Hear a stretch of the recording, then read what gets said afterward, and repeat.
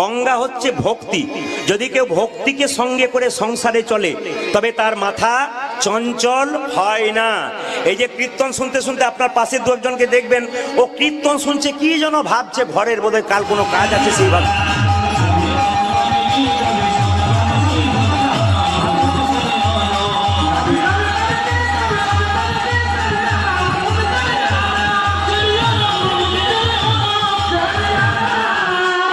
Yeah.